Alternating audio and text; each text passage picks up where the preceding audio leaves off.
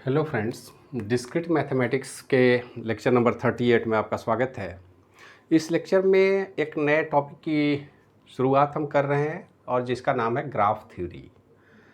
पिछले लेक्चर में हम लोग रिकर्सिव रिलेशन पर डिस्कशन किया था। अब ये नया टॉपिक है ग्राफ थ्योरी। और ग्राफ थ्योरी आज के डेट में बड़ा ही पॉपुलर सब्जेक्ट है, जिसके विषय में हमें हर स्टूडेंट को, खास करके कंप्यूटर साइंस के स्टूडेंट की बात अगर करें तो कंप्यूटर साइंस के बहुत सारे प्रॉब्लम जो हैं वो ग्राफ थ्योरी से सोल्व किए जा सकते हैं। ग्राफ थ्योरी के बगैर बहुत सारे ऐसे प्रॉब्लम हैं जिनको सोल्व करना लगभग नामुमकिन है। तो ये ग्राफ थ्योरी है क्या और ग्राफ थ्योरी कहाँ से आया, कैसे शुरू हुआ? तो इसकी कहानी शुरू होती है एक seven bridge of Königsberg in Prussia शहर की बात है, जो अभी जर्मनी में है। और कोनिग्सबर्ग उस समय में, प्रशा जो है एक स्टेट होता था और इस स्टेट के कैपिटल थी कोनिग्सबर्ग। उस शहर में एक सिंपल सा कॉन्सेप्ट है, एक नदी बहती थी। उस नदी में दो अलग अलग आइलैंड बने हुए थे और दो किनारे हैं। नदी के दो किनारे तो होते ही हैं, लेकिन बीच में भी दो आइलैंड था।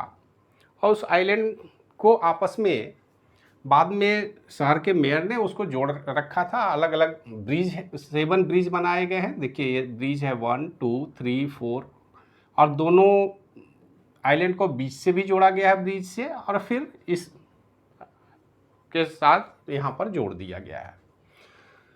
तो ये जो बीच में, शहर के बीच से ही नदी जाती थी, लोगों के आवागमन के लिए निश्चित रूप से हमको ब्रिज की ज़रूरत थी, और जो आसानी से ब्रिज के थ्रू पार करते थे, लोग आते जाते थे। और ये बात बहुत पुरानी है और ऐसे ही चलता रहा।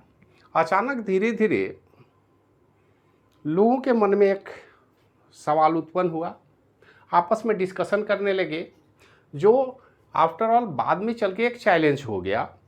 और ये चैलेंज कैसा था, इसमें बोला गया कि कोई भी पर्सन किसी भी साइड से इस नदी को पार करना है, और नदी को पार ही नहीं करना है, उसमें रूल था कि आप A B C D कहीं से भी स्टार्ट करें और सारे ब्रिज को सिर्फ और सिर्फ एक ही बार क्रॉस करना, ब्रिज को दोबारा क्रॉस नहीं करना है, और जहां से आप चले हैं फिर वहीं वापस आ जाए। तो ये धीरे धीरे लोगों में चर्चा का विषय बन गया। बहुत सारे लोगों ने ट्राई किया, कोई यहाँ से चल करके आगे गया, फिर इधर से क्रॉस किया, इससे आया, फिर इससे गया। अब दोबारा तो ब्रिज पर आपको चढ़ना नहीं है, तो फिर आप यहाँ वापस नहीं लौट सकते। तो प्रयास ये किया गया कि बहुत सारे लोगों ने इस पर विचार किया। चूँकि शहर की बात थी, बड़े बड़े ब्रिज हैं, बड़ा सा टाउन है, तो इसको उस ज़माने में कोई कॉन्सेप्ट नहीं मिल रहा था कि इस प्रॉब्लम का सॉल्यूशन क्या है। और अलग अलग जगह से लोगों ने ट्राई करने की कोशिश की, बहुत ट्राई की। धीरे धीरे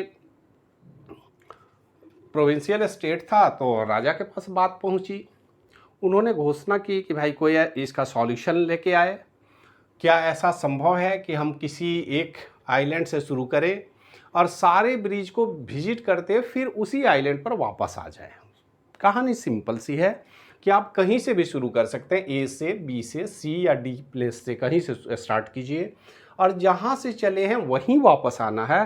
शर्त यह है कि सारे ब्रिज को आपको क्रॉस करना है, और क्रॉस करना है तो सिर्फ और सिर्फ एक ही बार करना है, एक से अधिक बार नहीं करना है।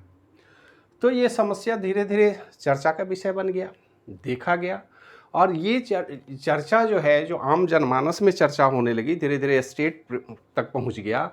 और ये कालांतर में एक मैथमेटिकल साइंस का एक नया ब्रांच लेके आया, वही है ग्राफ थ्योरी।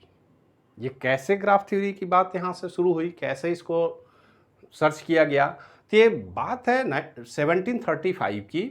एक मैथमेटिशियन थे लियोनार्ड यूलर, उनको बुलाया गया कि भाई ये प्रॉब्लम है और ये रियल वर्ल्ड प्रॉब्लम है, इसका सॉल्यूशन हमें चाहिए। शर्त यही है कि आप जहाँ से भी शुरू करें, जिस भी आइलैंड से शुरू करें, सारे ब्रिज को विजिट करते हुए फिर उसी आइलैंड पर आना है और शर्त यह है कि किसी भी ब्रिज को दोबारा विजिट नहीं करना है। तो उनके लिए भी चैलेंज हो गया और तब उन्होंने इस पूरे ब्रिज के मैप को पेपर पर ड्रॉ किया। अब पेपर पर ड्रॉ कैसे होगा जरा सा देखा जाए। तो उन्होंने क्या किया,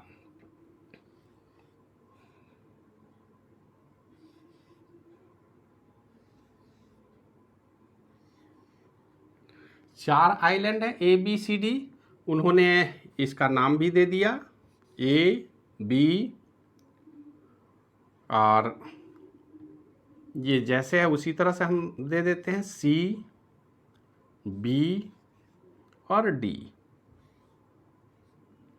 और इस ब्रिज को उन्होंने ऐड कर दिया, अलग अलग ब्रिज की मैपिंग की पेपर पर, और ये उन्होंने एक मैथमेटिकल पेपर पर उसी मैप को ड्रॉ किया है। मैप तो यही है, ए से सी के बीच दो ब्रिज लगे हुए हैं, यहाँ भी हमने दो ब्रिज लगा दिया, सी और बी के बीच भी दो ब्रिज है, और एक ब्रिज सी और डी के बीच में लगा हुआ है, और डी से ए और डी से बी दोनों ही साइड में एक ब्रिज है। तो ये जो ब्रिज का मैप हुआ, ये दुनिया का पहला ग्राफ थ्योरी का प्रॉब्लम था। यहीं से जन्म होता है ग्राफ का। अब इस ग्राफ को और धीरे धीरे कालांतर में हम मॉडिफाई करेंगे, लेकिन अब इस ग्राफ की कहानी, ये जो मैप हमको बना, इसी को हम बोल रहे हैं ग्राफ। इस ग्राफ में दो बातें हो गई। ये जो हमारा सर्किल है, जिसको थोड़ा बड़ा हमने बनाया है, एक्चुअल में इसको इस तरह से आप बना लें तो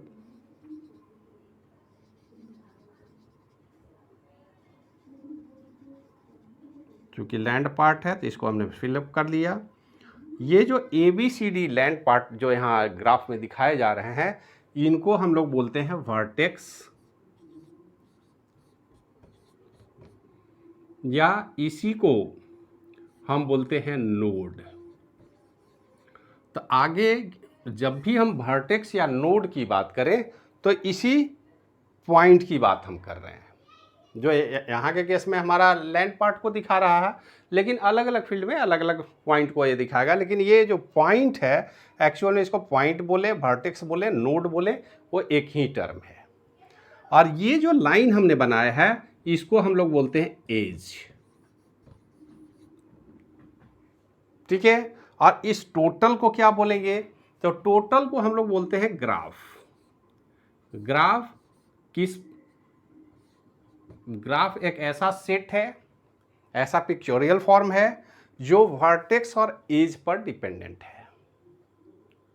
ये बात अब समझ में आ गई। तो ग्राफ को, इस रियल वर्ल्ड प्रॉब्लम को हमने मैथमेटिकल स्ट्रक्चर में पेपर पर ड्रॉ किया और इन्हीं का नाम हमने दिया ग्राफ। अब ये ग्राफ है क्या, कैसे काम होगा? तो ग्राफ के बाद अब क्या हुआ? आखिर यूलर ने ऐसा बनाया तो क्या फ़ायदा हुआ उनको? तो देखिए फ़ायदा क्या हुआ कि जो अलग अलग लोग शहर में, ये दूरी कम से कम 50 मीटर 100 मीटर की रही होगी। 50 मीटर इधर है, इधर है, इधर है, इधर है, फिर यहाँ पे 100 मीटर की दूरी है, यहाँ 100 मीटर की दूरी है, यहाँ 30 मीटर की, तो थोड़ा कम ज़्यादा हो सकता है। अब सवाल है कि इतना दूर पेपर विजिट करने से बेहतर है कि अब इस मैप पर हम ज़रा विचार करेंगे। हम कहीं से शुरू करेंगे, यहाँ से चलना शुरू किए, यहाँ से ऐसे आए, फिर इधर से आए, फिर इधर से आए, फिर इधर से आए, वापस तो आ गए, लेकिन ये दोनों वर्टेक्स तो हम विजिट कर नहीं किए, हमें ये भी विजिट करना है और सिर्फ एक ही बार विजिट करना है। फिर हमने प्लानिंग चेंज किया कि ठीक है, अब यहाँ से शुरू नहीं करके हम दूसरे पॉइंट से शुरू करेंगे। हर बार वो ड्रॉ किए। तो चूँकि पेपर पर ग्राफ जब बन गया, तब तो हमें को विजिट करने में कोई समय नहीं लगेगा, कोई परेशानी नहीं होगी। रियल वर्ल्ड का प्रॉब्लम थोड़ा क्रिटिकल था, लोगों को चल के जा करके विजिट करके देखना होता था। वो काम हमने पेपर पर कर लिया तो आसान हो गया। अब इसके बाद इस प्रॉब्लम का सॉल्यूशन क्या होगा? यूलर ने आखिर ऐसा कौन सा सॉल्यूशन देगा? तो देखिए, मैथमेटिकल जो प्रॉब्लम है, इनके दो ही सॉल्यूशन होते हैं। या तो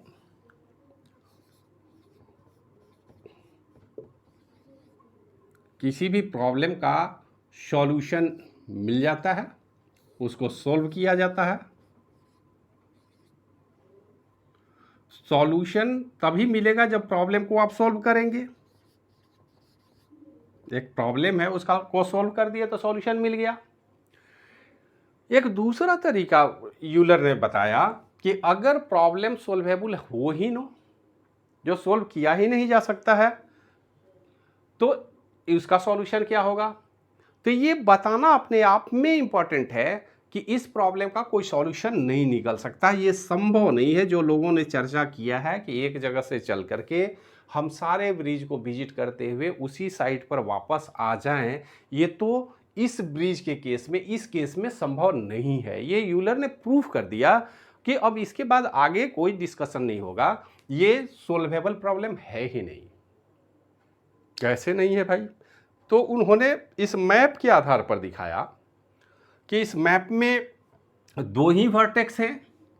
एक तो स्टार्टिंग वर्टेक्स होगा जहां से हम चलना शुरू करेंगे, और वही हमारा एंडिंग वर्टेक्स भी होगा। जो स्टार्टिंग या एंडिंग एक ही वर्टेक्स होगा, यहां से हम चलना शुरू करेंगे और कहीं ना कहीं पूरे इलाके से विजिट करके वापस आएंगे। यही होगा स्टार्टिंग या एंडिंग वर्टेक्स। एक ही वर्टेक्स है क्योंकि एक साइड से चल के वहीं पे वापस आना है।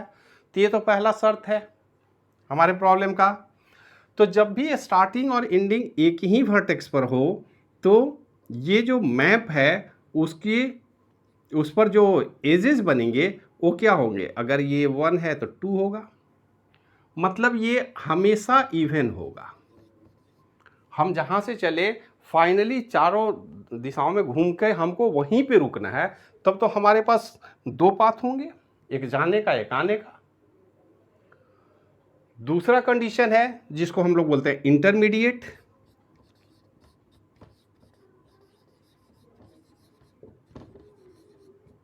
इंटरमीडिएट वर्टेक्स, ये भी वर्टेक्स है। वर्टेक्स मतलब ये डॉट। तो अगर हम यहाँ से चलें यहीं पे वापस आएंगे तो वहाँ पे 2 पाथ होने चाहिए। अब देखिए इंटरमीडिएट वर्टेक्स मान लेते कोई है, तो इस वर्टेक्स पर हम कहीं से आए, घूमते हुए आएंगे क्योंकि यहाँ से स्टार्ट हमने नहीं किया, तो बाहर से आए और फिर यहाँ से आगे बढ़ गए। एक ब्रिज से B1 से क्रॉस करके आए, फिर B2 के थ्रू आगे बढ़ गए। हो सकता है कहीं से घूम करके इसी दूसरे ब्रिज से फिर हम वापस आ जाए, तो ये B3 हो गया। लेकिन यहाँ रुकना नहीं है, इसका मतलब यहाँ से फिर हम आगे बढ़ेंगे, आगे बढ़ के हम पहुँचेंगे कहाँ पे, अपने स्टार्टिंग नोड पर। तो इसका मतलब है कि इस वर्टेक्स की प्रॉपर्टी क्या होगी, इस वर्टेक्स पर भी हमेशा हमारे पास जो रास्ते होंगे, जो एज होंगे, वो इवन होगा। यहाँ भी इवन होगा, यहाँ भी इवन होगा। अगर हम आए और चले गए तो 2 पॉइंट रास्ते बनेंगे, 2 रास्ते को हमको फॉलो किया, फिर वापस कहीं से घूम के आए 3 हुआ, लेकिन यहाँ रुकना तो है नहीं, फिर यहाँ से आगे बढ़ेंगे तो ये 4 होगा। अगर फिर वापस मान लीजिए कहीं से घूम के इसी पर आए, तो फिर किसी दूसरे रास्ते से पहले वाले रास्ते को तो फॉलो कर सकते, तो फिर देखिए ये 4, ये 2 हो सकता है, 4 हो सकता है, 6 हो सकता है। अकॉर्डिंग टू आवर कंडीशन ये हमेशा ही इवन होगा इंटरमीडिएट वर्टेक्स के लिए। तो इंटरमीडिएट वर्टेक्स जो है वो भी इवन होगा और स्टार्टिंग और एंडिंग वर्टेक्स भी इवन होगा। ये तो तय हो गया। अब इस प्रॉब्लम को यूलर ने डिफाइन किया कि देखिए इस ब्रिज को ज़रा गौर से देखिए। इस ब्रिज में यहाँ पे कितने पाथ हैं, 1 2 3 पाथ हैं। यहाँ पर 1 2 3 पाथ हैं। यहाँ पे 1 2 3 पाथ हैं। यहाँ पर 1 2 3 4 और 5 पाथ हैं। तो इस ब्रिज वाले प्रॉब्लम में कभी भी आप इंटरमीडिएट वर्टेक्स मान लें, तब भी वहाँ इवन होने चाहिए थे। अगर स्टार्टिंग वर्टेक्स किसी को मानते हैं ABCD, तो वो भी इवन होने चाहिए थे। लेकिन संयोग क्या है कि इस पूरे वर्टेक्स में कोई भी ऐसा नोड या वर्टेक्स नहीं है जहाँ पर उसके ये जो लाइन है ब्रिज के, ये इवन हो। ये तो सारे ऑड हैं। यहाँ भी 3 है, 3 है, 3 है, फिर 5 है। इसका मतलब है कि ये जो प्रॉब्लम है ये सोल्व हो ही नहीं सकता। अगर इवन होता तब तो हम कंडीशन को मीट कर पाएंगे कि भाई जहाँ से चले वहीं पे वापस आ जाइए। बीच में अगर कहीं गए तो वहाँ रुकना नहीं है, क्योंकि हमको वापस वहाँ से पहुँचना है जहाँ से हमने चलना शुरू किया है। तो इस कंडीशन को देखते हुए हम आसानी से ये कह सकते हैं कि ये जो प्रॉब्लम है ये ग्राफ थ्योरी में हम आसानी से ये बता पाने में सक्षम हो गए।